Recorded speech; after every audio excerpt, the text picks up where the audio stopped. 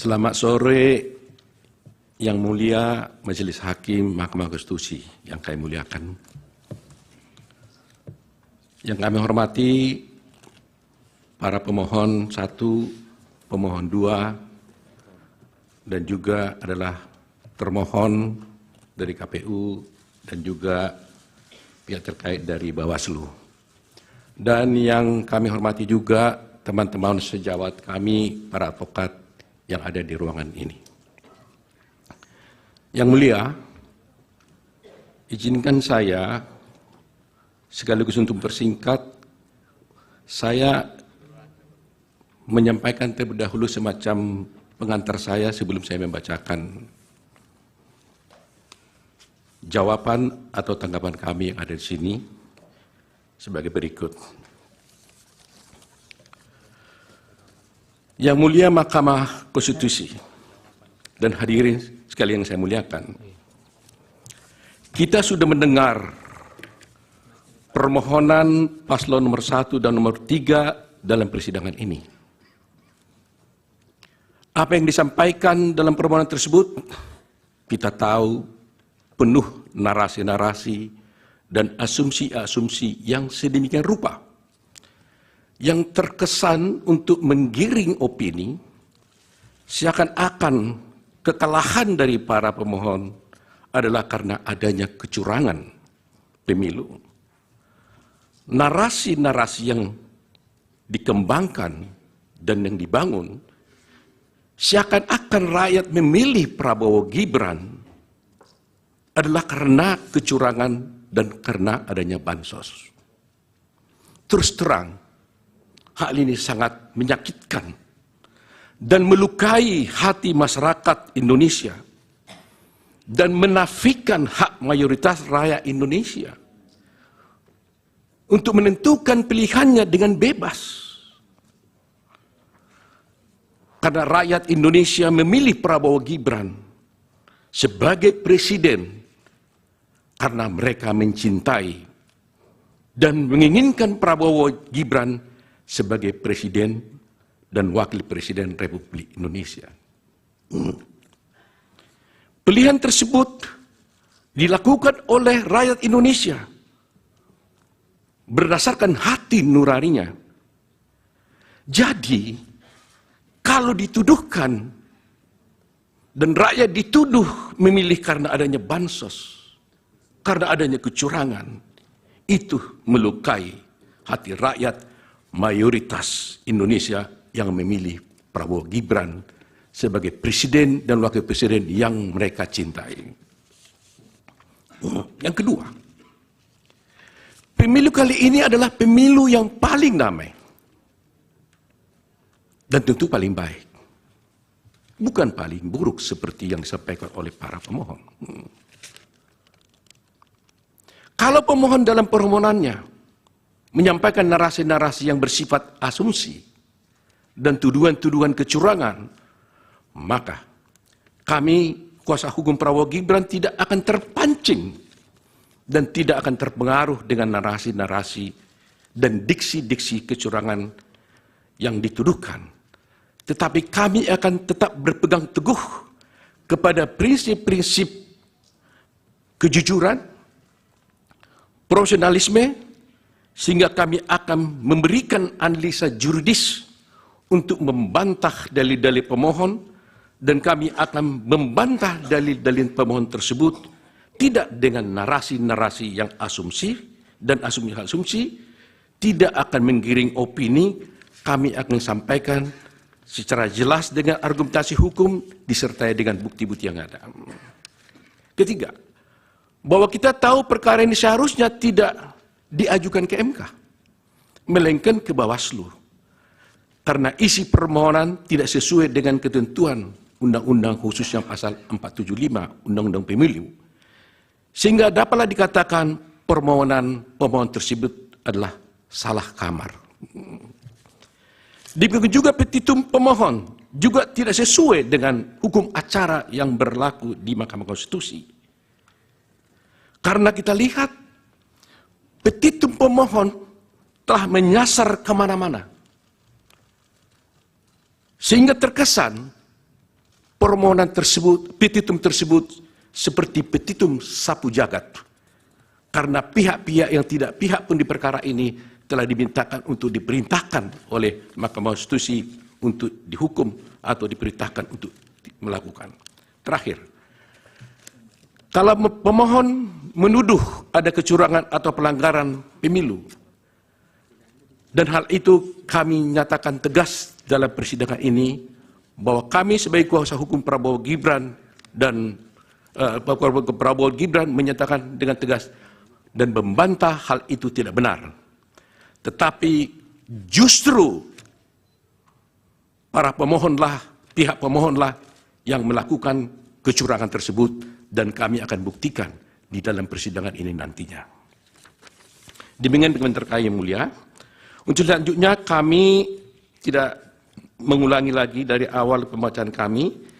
Saya hanya mengatakan bahwa kami bertindak atas nama Prabowo Subianto dalam perkara ini, yaitu dalam di mana telah kami sampaikan keterangan pihak terkait dalam perkara nomor 1 PHPU Pres 22 Romawi / 24, dan kami lanjut langsung ke halaman 6. Yang mulia,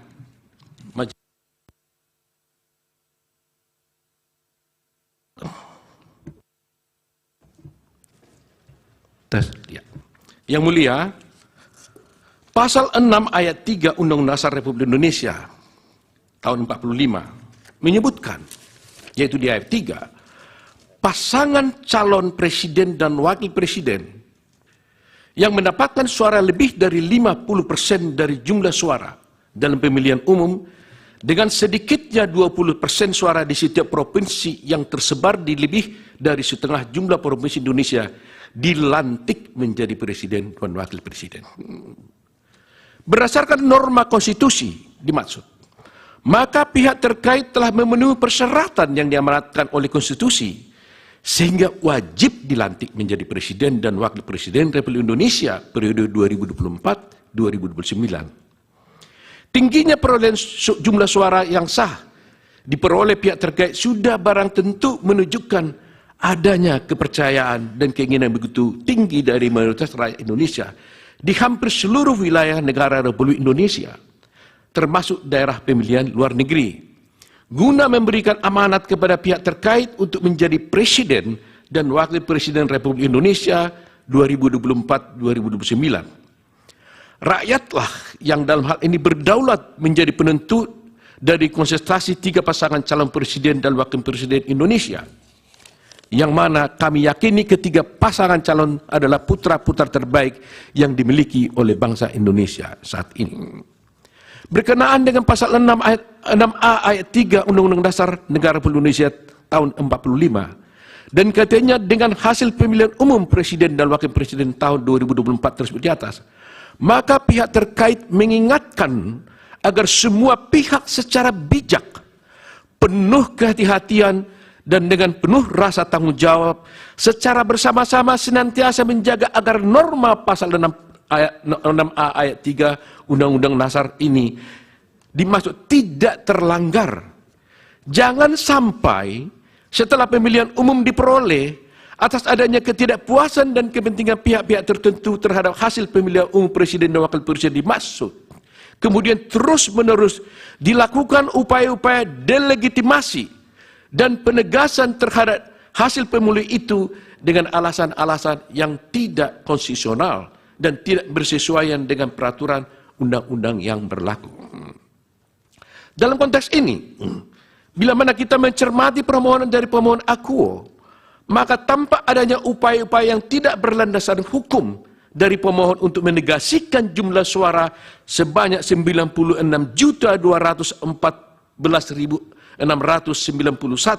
dari rakyat Indonesia kepada pihak terkait. Hal ini atas alasan dalam permohonannya, pemohon berupaya agar Mahkamah Konstitusi kendati pun tidak menjadi kewenangannya untuk melakukan diskualifikasi kepada pihak terkait, bahkan tanpa pemohon menguraikan mengenai berapa sesungguhnya jumlah suara yang benar menurut pemohon, sehingga mempengaruhi keterpilihan pihak terkait untuk kemudian dilantik sebagai presiden sebagaimana ditentukan dalam pasal 6 ayat 3 Undang-Undang Dasar tersebut. Upaya penegasian oleh pemohon dimaksud merupakan suatu bentuk pengingkaran terhadap demokrasi yang sangat berpotensi melanggar norma pasal 6 Undang-Undang Dasar 45 atas alasan pasangan calon presiden dan wakil presiden sugihnya dilantik menjadi presiden dan wakil presiden Republik Indonesia karena memperoleh jumlah suara sebanyak tersebut di atas dan menang di hampir seluruh wilayah Republik Indonesia. Kemudian dipaksakan oleh pemohon tanpa disertai dengan basis data dan angka sehubungan dengan jumlah suara sah menurut dalil pemohon sebagaimana diatur oleh peraturan perundang-undangan. Bila mana kemudian didalilkan oleh pemohon bahwasanya diskualifikasi menjadi relevan karena isu pencalonan wakil presiden yakni Bapak Gibran Raka Buming Raka, tentulah dia tidak relevan.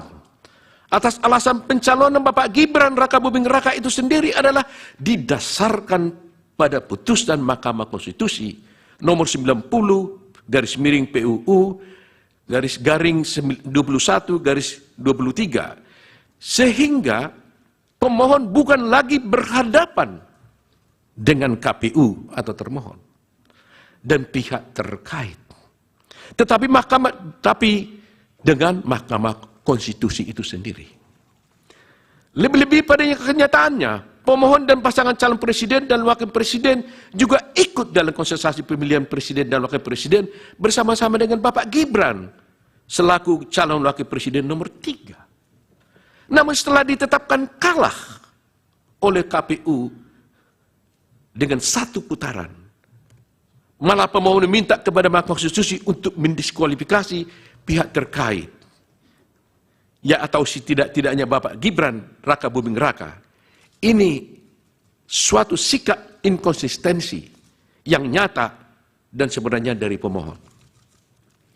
Sebagaimana kita memahami, perkara yang sedang diperiksa dan diadili oleh Mahkamah Konstitusi sekarang ini adalah perkara perselisihan pemilihan umum yang menjadi kewenangannya sebagaimana diatur oleh pasal 24C Undang-Undang Dasar Republik Indonesia tahun 45 yang kemudian dirinci oleh pasal 10 ayat 1 huruf D Undang-Undang nomor 24 tahun 23 tentang Mahkamah Konstitusi sebagaimana telah diubah beberapa kali dan terakhir dengan Undang-Undang nomor 7 tahun 2002, yaitu kami sebutkan Undang-Undang Mahkamah Konstitusi.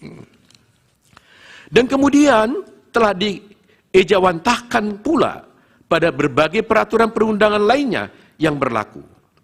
Bila mana kemudian kewenangan Mahkamah Konstitusi tersebut dikaitkan dengan konteks rejim pemilihan umum di Republik Indonesia, politik hukum dari pembentuk undang-undang, Presiden dan DPR, sebagaimana dicontohkan dengan Undang-Undang nomor 7 tahun 2017 tentang pemilihan umum, telah mengatur secara tegas dan jelas akan berbagai cara, penyelesaian, serta forum yang dipilih dan wajib ditempuh dalam hal terjadinya perselisihan sehubungan dengan pemilihan umum, baik dalam tahapan persiapan, penyelenggaraan, dan setelah dilakukannya pemilihan umum. Perlu kami ingatkan kembali bahwasanya untuk Undang-Undang Pemilu telah mengatur dengan tegas dan rinci berkenaan dengan eksistensi dan kewenangan badan-badan lembaga dan lembaga untuk menyelesaikan perselisihan yang berkaitan dengan pemilihan umum. Lembaga-lembaga itu ada yang merupakan kekuasaan kehakiman yang dijalankan oleh badan peradilan seperti peradilan umum untuk mengadili perkara pidana dalam penyelenggaraan pemilu yang sebelumnya telah diproses oleh Sentra Penegakan Hukum Terpadu atau Gakumdu yang terdiri dari unsur Bawaslu, Kepolisian Negara Republik Indonesia, Kejaksaan, kemudian tata usaha negara-negara untuk menyelesaikan adanya persoalan dan perselisihan yang berada dalam ruang lingkup administrasi dan proses-proses penyelenggaraan pemilu yang sebelumnya telah diproses melalui Bawaslu dan kepada Mahkamah Konstitusi untuk menyelesaikan perselisihan hasil pemilu.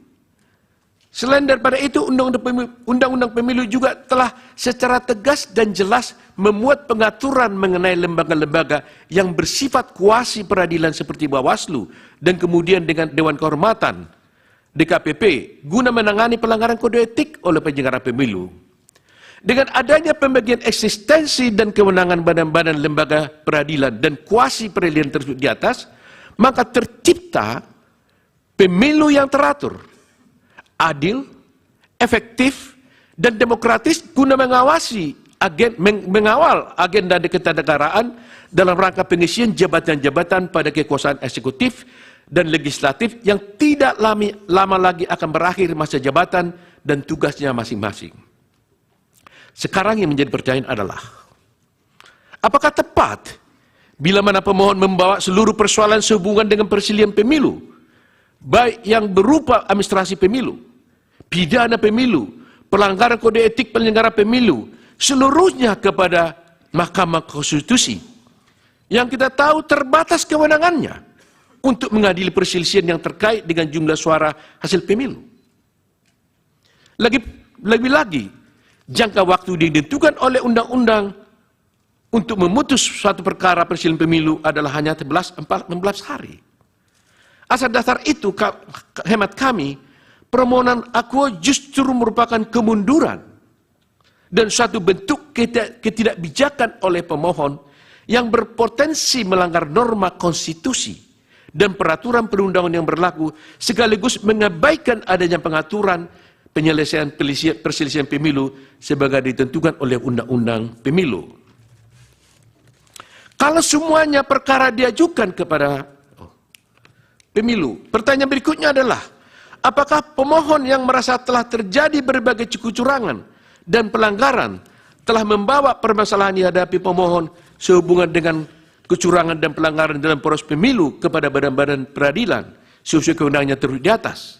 Bila mana sudah, barang tentu badan-badan atau lembaga-lembaga itu telah atau sedang berproses, atau bahkan telah memutuskan sesuatu kepada pihak yang terlibat dalam sengketa dimaksud, termasuk juga kepada pemohon. Bila mana ternyata pemohon justru tidak membawa permasalahan dimaksud kepada badan-badan peradilan, maka artinya pemohon sendiri telah mengabaikan hak-hak hukumnya dalam masing-masing persoalan dimaksud. Atas hal tersebut adalah tidak tepat bila mana kemudian pemohon membawa seluruh persoalan yang berkaitan dengan kecurangan, pelanggaran dalam proses pemilu yang menjadi kewenangan dari badan-badan lain kepada Mahkamah Konstitusi ini, yang kewenangannya terbatas pada hasil pemilu, yang mempengaruhi keterpilihan presiden dan wakil presiden guna diperiksa dan diadili Mahkamah Konstitusi hanya dalam waktu 14 hari. Padahal jauh sebelum hari ini, peraturan perundang-undangan telah memberikan kesempatan kepada pemohon untuk memprosesnya melalui badan-badan, lembaga-lembaga dimaksud di atas. Terkhusus bagi Mahkamah Konstitusi, undang-undang menentukan jangka waktu 14 hari kerja karena memang yang diadili itu terbatas pada jumlah suara hasil pemilihan umum yang ditetapkan oleh termohon, yaitu KPU, dan jumlah suara yang dianggap benar oleh pemohon. Adanya keketatan sehubungan jangka waktu ini tidak lain dan tidak bukan untuk memastikan agar agenda ketatanegaraan berupa pengisian jabatan-jabatan di Republik ini berjalan dengan lancar dan tepat waktu. Bila mana rangkaian pemilu ini tidak berkesudahan, misalnya dengan permintaan diskualifikasi, pemilihan ulang, sangat berpotensi menimbulkan persoalan-persoalan lain yang mengarah kepada krisis ketatanegaraan di Republik Indonesia yang kita cintai ini. Kemudian daripada itu, apabila kemudian pemohon mendalilkan bahwa mekanisme hukum yang berlaku dalam hal penyelesaian tiap tahapan tersebut memakan waktu berbelit atau bahkan bisa melampaui tahapan-tahapan selanjutnya dalam pemilu itu sendiri, seyogianya dan sepatutnya hal ini dipermasalahkan dan dipersoalkan pemohon dalam forum yang terpisah. Misalnya mengajukan judicial review baik kepada tingkat Mahkamah Agung atau ke MK. Bukan dalam tahap perselisihan hasil pemilihan umum presiden dan wakil presiden yang dalam konteks ini diajukan dan digabungkan secara keseluruhan oleh pemohon sendiri. Hukum memberikan keleluasaan dan koridor yang sangat luas kepada seluruh rakyat Indonesia, tidak terkecuali ke pemohon, untuk mempersoalkan bila mana dianggap ada ketentuan Undang-Undang Nomor 7 Tahun 2017 dalam hal penyelesaian persoalan mengenai pemilu yang dianggap merugikan hak konstitusionalnya atau diperkirakan akan merugikan hak pemohon di kemudian hari. Bahkan Undang-Undang Nomor 7 Tahun 2017 tentang pemilu ini telah berlaku dan diundangkan sejak tahun 2017. Lebih-lebih ketentuan ini telah digunakan, sekali lagi telah digunakan sebagai basis hukum penyelenggaraan pemilu tahun 2019. Artinya, pemohon telah cukup memahami kondisi dan aturan serta kaidah yang termaktub dalam undang-undang tersebut. Bukan kemudian setelah selesainya tahapan rekapitulasi suara dikalahkan, justru mempersoalkan aturan-aturan tersebut seakan-akan waktu tidak pernah berpihak kepada pemohon. Sebagaimana kita maklum, jabatan Presiden dan Wakil Presiden Bapak Insinyur Haji Joko Widodo dan Bapak Profesor Dr. Kiai Haji Ma'ruf Amin berdasarkan konstitusi terbatas untuk jangka waktu 5 tahun dan akan berakhir tanggal 20 Oktober 2024. Pada waktu yang sama perlu dihindari adanya kekosongan barang sedetik pun. Maka Presiden dan Wakil Presiden terpilih berdasarkan pemilu tahun 2004 harus dilantik sebagai Presiden dan Wakil Presiden Indonesia. Namun demikian, bila mana perselisihan hasil pemilu kemudian tidak berkunjung berakhir, sebagaimana yang dipaksakan oleh pemohon, maka bukan tidak mungkin agenda ketatanegaraan yang terpenting yang bagi bangsa dan negara Republik Indonesia ini akan terlewatkan atau tidak dapat terlaksana. Itulah yang menjadi esensi dari politik hukum dalam mengatur mengenai mekanisme dan jangka waktu penyelesaian perselisihan pemilu oleh masing-masing badan-badan lembaga tersebut di atas. Semata-mata untuk memastikan agenda ketatanegaraan Republik Indonesia dapat berjalan secara tertib dan tepat waktu.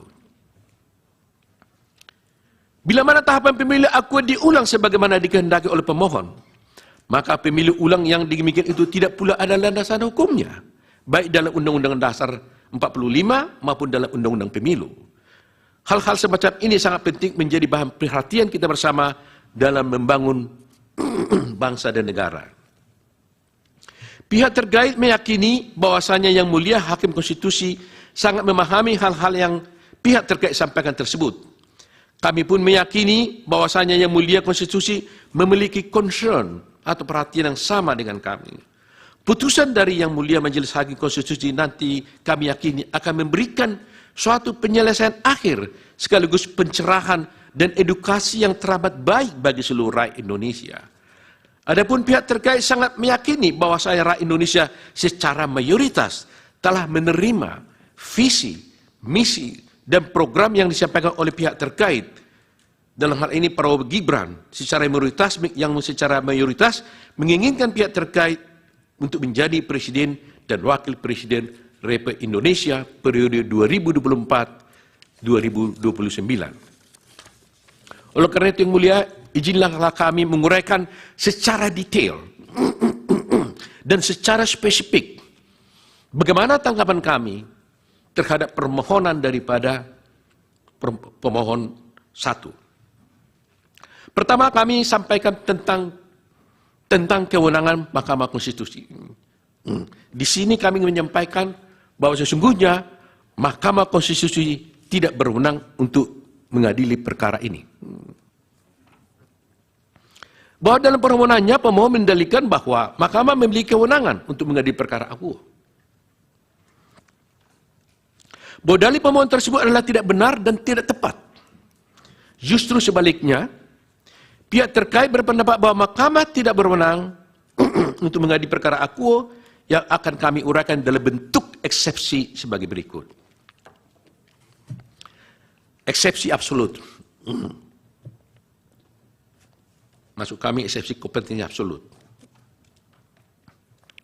Sejalan dengan prinsip negara hukum, maka negara berkewajiban untuk menyelenggarakan ketertiban hukum dengan berdasarkan dan berpedoman pada hukum. Keunggulan mutlak, the absolute predominance of the law, harus diwujudkan. Keunggulan mutlak hukum didasarkan pada kedaulatan hukum. Kedaulatan hukum merupakan dasar fundamental konsep negara hukum. Dengan kata lain, konsep negara hukum berakar dari paham kedaulatan hukum yang pada hakikatnya berprinsip bahwa kekuasaan tertinggi di dalam suatu negara adalah berdasarkan atas hukum. Dikaitkan dengan permohonan pemohon, yakni pasangan calon presiden dan wakil presiden. Ini kasus Anies Rashid Baswedan dan Muhaimin Iskandar. Maka kedaulatan hukum menunjuk pada aturan perundang-undangan, yakni Undang-Undang Nomor 7 Tahun 2017 tentang penetapan yang terakhir diubah dengan Undang-Undang Nomor 7 dan tidak saya bacakan lagi. Ditinjau dari aksiologi hukum konstitusi, sebagaimana dimasukkan dalam pasal 28D ayat 1 Undang-Undang Dasar 45 yang menyebutkan kepastian hukum yang adil, maka kepastian hukum dan keadilan merupakan satu kesatuan. Kepastian hukum yang menunjuk pada aspek prosedural harus dipatuhi dan ditaati. Kami ingin mengulangi frasa ini. Kepastian hukum yang menunjuk pada aspek prosedural harus dipatuhi dan ditaati. Menurut Idewa Gede Atmaja, Undang-Undang Dasar 45, mengikuti aksiologi hukum aliran hukum alam atau kodrat, dengan mengacu kepada nilai-nilai keadilan yang bersifat mendasar atau fundamental, dan aliran positivisme hukum dengan mengacu kepada nilai kepastian hukum yang menunjuk pada hukum formal, yaitu peraturan perundang-undangan. Dengan demikian, peraturan perundang-undangan baik secara formil maupun material harus mengandung kepastian dan keadilan. Pada keadilan prosedural diekspresikan dalam penerapan prosedur penyelesaian sengketa atau pengambilan suatu keputusan. Tolak ukurnya adalah ketaatan pada hukum acara. Saya ulangi lagi, ketaatan pada hukum acara. Pada keadilan hukum diekspresikan keadilan menurut undang-undang dan keadilan ini berkenaan dengan penjatuhan terhadap peraturan perundangan yang dilanggar. Tolak ukur keadilan hukum adalah asas legalitas. Demikian juga pendapat dari Idewa Gede Atmaja dalam bukunya Filsafat Hukum, Dimensi Tematis dan Historis, Malang Setara Press, pada halaman sekian, tidak saya bacakan. Dalam perkara akuo, maka penerapan prosedur penyelesaiannya harus mengacu kepada ketaatan terhadap hukum acara. Salah satunya adalah perihal kompetensi sebagaimana diatur dalam Undang-Undang Pemilu. Disebutkan dalam Undang Pemilu, tepatnya dalam buku keempat yang mengatur tentang pelanggaran pemilu, sengketa proses pemilu, dan persisian hasil pemilu bab 1 pelanggaran pemilu, pada bagian ke-1 tentang penanganan temuan dalam pelanggaran pemilu. Pada bagian kedua menyangkut tentang pelanggaran kode etik penyelenggara pemilu. Pada bagian ketiga menyangkut tentang pelanggaran administrasi pemilu. Pasal 460 ayat 1 pemilu menyebutkan, pelanggaran administratif pemilu meliputi pelanggaran terhadap tata cara, prosedur, atau mekanisme yang berkaitan dengan administrasi pelaksanaan pemilu dalam setiap tahapan penyelenggaraan pemilu. Kemudian dalam ayat 2 disebutkan pelanggaran administratif sebagai dimaksud ayat 1 tidak termasuk tindak pidana pemilu pelanggaran kode etik. Berdasarkan ketentuan pasal 40 ayat 1 tersebut, maka diketahui bahwa pelanggaran administratif pemilu meliputi pelanggaran terhadap tata cara, prosedur, atau mekanisme yang berkaitan dengan administrasi pelaksanaan pemilu dalam setiap tahapan pemilu. Ketentuan ini membedakan sifat-sifat pelanggaran, yaitu pelanggaran mengenai tata cara, mengenai prosedur, serta mengenai mekanisme, dan yang menjadi objek pelanggaran yaitu administrasi pelaksanaan pemilu. Pelanggaran administratif pemilu terdiri dari 3 jenis pelanggaran, yaitu pelanggaran terhadap tata cara administrasi pelaksanaan pemilu, pelanggaran terhadap proses administrasi pelaksanaan pemilu, dan pelanggaran terhadap mekanisme administrasi pelaksanaan pemilu. Telah ditentukan bahwa tentang penyelesaian pelanggaran administratif pemilu, sekali lagi, telah ditentukan bahwa tentang penyelesaian pelanggaran administratif pemilu adalah menjadi kewenangan Bawaslu secara tegas dan jelas dapat dilihat dalam ketentuan pasal 461 Undang-Undang ayat 1 Undang-Undang Pemilu yang menyebutkan Bawaslu provinsi, Bawaslu kabupaten dan kota menerima, memeriksa, mengkaji dan memutus pelanggaran administratif pemilu. Menyangka putusan Bawaslu tentang penyelesaian pelanggaran administratif pemilu telah pula ditentukan secara limitatif sebagaimana ditentukan pasal 61 ayat 6 Undang-Undang Pemilu yang menyebutkan bahwa putusan Bawaslu Provinsi, Bawaslu Kabupaten Kota untuk penyelesaian pelanggaran administratif pemilu berupa perbaikan administrasi tata cara dan selanjutnya teguran tertulis, tidak diikutkan dalam tahapan tertentu dalam pelanggaran pemilu, sanksi administratif lainnya sesuai dengan ketentuan dalam undang-undang ini. Dalam kaitannya dengan pelanggaran administratif pemilu yang terjadi secara terstruktur, sistematis dan masif, sekali lagi, dalam kaitannya dengan pelanggaran administratif pemilu yang terjadi secara terstruktur, sistematis dan masif, telah diatur secara rinci pada pasal 463, pasal 463 Undang Pemilu sebagai berikut. Dianggap dibacakan itu. Tunggu dibacakan. Mengacu pada ketentuan pasal 463 Pemilu, maka kewenangan tentang penyelesaian pelanggaran administratif pemilu yang terjadi secara terstruktur, sistematis dan masif adalah mutlak menjadi kewenangan Bawaslu. Di sini terlihat adanya kompetensi absolut penyelesaian perkara administratif pemilu yang terjadi secara struktur, sistematis dan masif hanya oleh Bawaslu. Perihal kompetensi absolut menunjuk pada kewenangan atau kekuasaan mengadili perkara berdasarkan pembagian wewenang atau pembebanan tugas, attribution of authority. Menyangkut tentang pelanggaran administratif pemilu yang terjadi secara struktur sistematis, penjelasan 286 ayat 3 pemilu menyatakan, kami tidak bacakan. Tindakan pelanggaran secara terstruktur dan masif adalah perbuatan melawan hukum yang sungguh-sungguh terjadi. Onrecht in actu.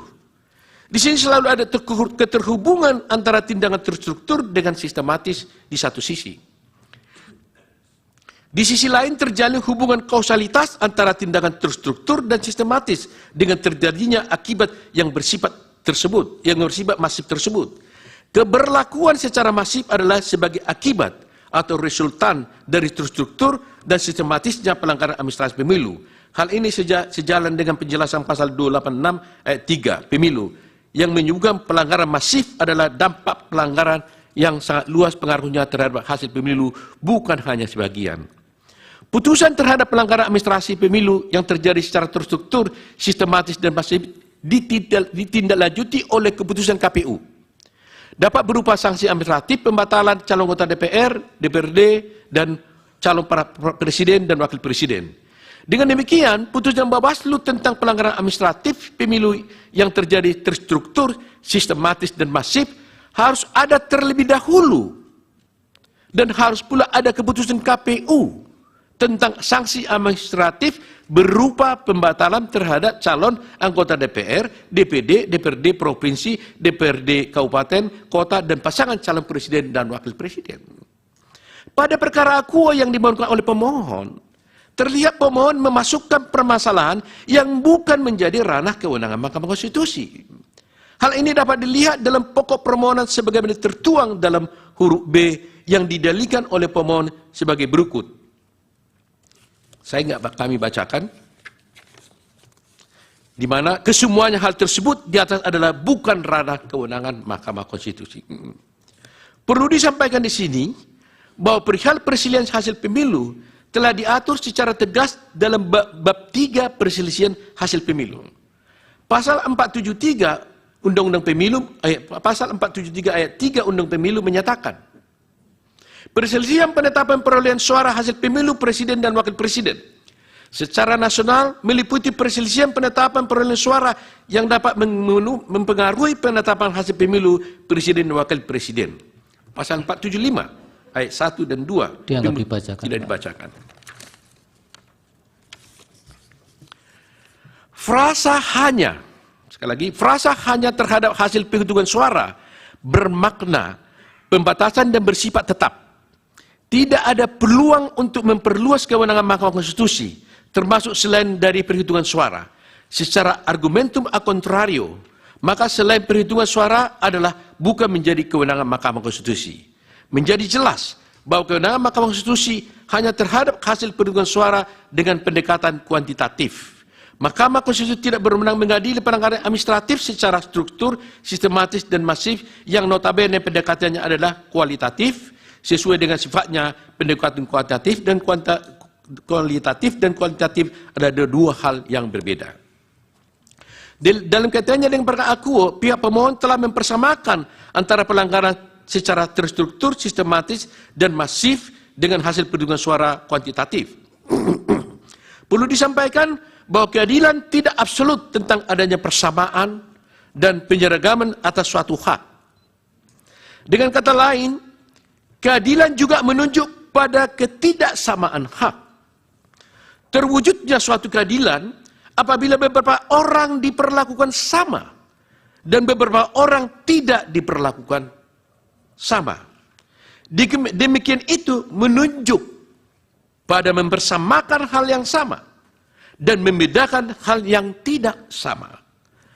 Pada praktiknya, keadilan memang didasarkan pada kesemerataan, namun juga didasarkan atas kebutuhan atau kualifikasi. Implementasi keadilan yang didasarkan pada kebutuhan atau kualifikasi tentu tidak dapat disamaratakan. Dengan kata lain, keadilan sangat ditentukan oleh tujuannya. Kondisi demikian menunjukkan bahwa keadilan menunjuk pada suatu kondisi tertentu.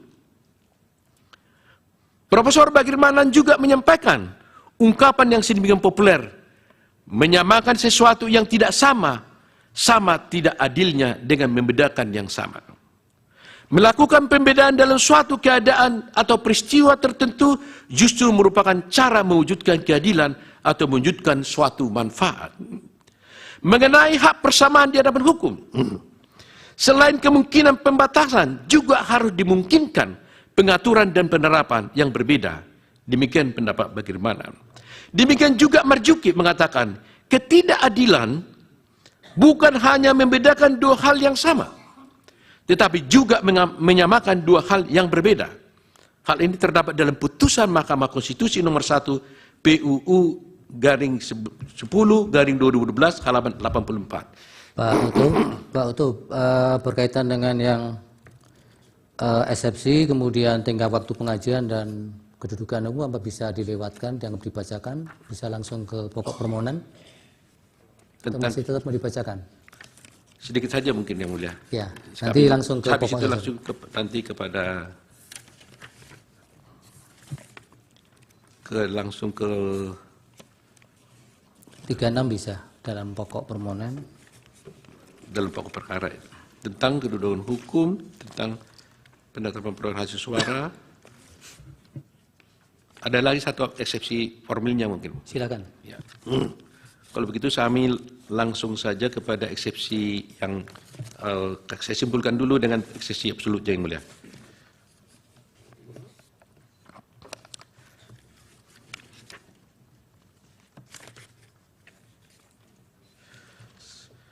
Menurut Aristoteles dan Aquinas, perihal pemberian proporsi yang seimbang adalah bentuk keadilan distributif. Keadilan distributif memberikan proporsi yang sama sesuai dengan kedudukannya dalam pandangan hukum publik secara umum. Perimbangan menurut teori keadilan Aristoteles menunjukkan pada suatu kondisi di mana kesamaan hak itu haruslah sama di antara orang-orang yang sama. Permohonan yang disampaikan pemohon adalah jelas mempersamakan dua hal yang berbeda. Pelanggaran secara struktur, sistematis, dan masif adalah menjadi kewenangan Bawaslu. Adapun menyangkut dengan persilihan hasil penghitungan suara menjadi kewenangan Mahkamah Konstitusi. Dapat dikatakan bahwa penyamaan tersebut adalah ketidakbenaran dan sekaligus ketidakadilan. Penyamaan tersebut juga termasuk tidak menempatkan sesuatu sesuai dengan tempatnya. Berdasarkan uraian tersebut, oleh karena yang dipersoalkan pemohon dalam permohonannya adalah mengenai hal-hal di luar dari perhitungan suara, maka permohonan pemohon bukan menjadi kewenangan dari Mahkamah Konstitusi. Mengenai kedudukan pemohon juga kami lewatkan, karena intinya kami hanya menyatakan di situ bahwa pemohon tidak punya kedudukan hukum dalam mengajukan gugatan ini.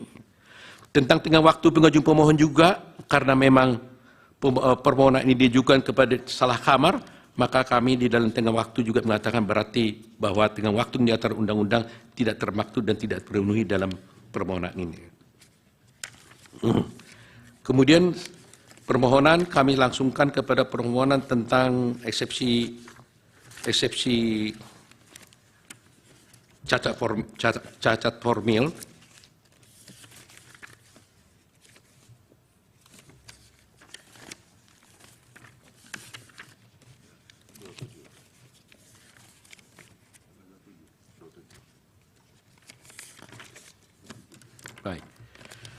Eksepsi cacat formil. Eksepsi ini kami ajukan karena tidak sesuai dengan peraturan undang-undang. Kami tidak bacakan lagi pasal 45, Undang-Undang 45, Undang-Undang Pemilu dan sebagainya.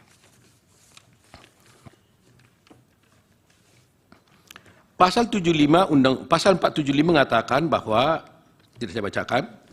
Kemudian pasal 75 disebutkan dalam permohonan yang diajukan pemohon wajib menguraikan dengan jelas.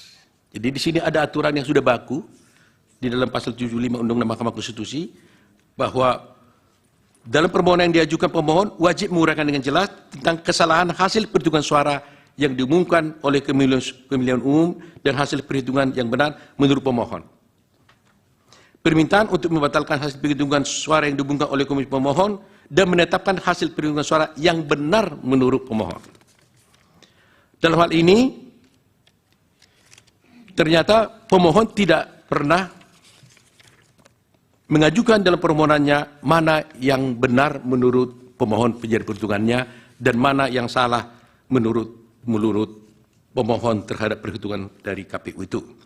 Kemudian di dalam PMK Mahkamah Konstitusi secara tegas limitatif juga diatur bahwa di dalam PMK tersebut, di dalam pasal 7, pasal 8, butir 6B, poin 4, disebutkan pokok permohonan, saya ulang ini, pokok permohonan memuat penjelasan mengenai kesalahan hasil perhitungan suara yang ditetapkan oleh termohon dan hasil perhitungan suara yang benar menurut pemohon. Ini sudah tegas diatur. Bahkan di petitum pun juga disebutkan. Petitum itu harus memuat permintaan untuk membatalkan penetapan perolehan suara hasil pemilu oleh termohon dan menetapkan hasil perolehan suara yang benar menurut pemohon. Dalam kasus ini, dalam permohonan pemohon tidak menyebutkan dalam petitumnya mana yang suara yang salah dan mana perolehan suara yang benar menurut pemohon. Sehingga dengan demikian permohonan daripada pemohon telah cacat formil, tidak memenuhi prosedur yang diatur di dalam PMK nomor 4 tahun 2003 dan juga yang Prabu Daud dan PMK nomor 2 tahun 2024. Dengan demikian, jelas petitum dari pemohon tidak sesuai dengan petitum yang diatur dalam pasal 8 ayat 6, huruf B, butir 5 PMK nomor 4 tahun 2023, sebagaimana diubah dengan PMK nomor 2 tahun 2024, yang berbunyi sebagai petitum memuat permintaan untuk membatalkan penetapan suara hasil pemilu oleh termohon dan menetapkan hasil perhitungan suara yang benar menurut termohon. Berdasarkan uraian di atas, jelaslah permohonan yang diajukan oleh pemohon adalah cacat formil karena tidak memenuhi persyaratan yang diatur dalam ketentuan-ketentuan yang telah diuraikan di atas. Oleh karenanya, permohonan pemohon seyogianya harus dinyatakan tidak dapat diterima atau need on fact. Selanjutnya dilanjutkan oleh teman kami. Silakan.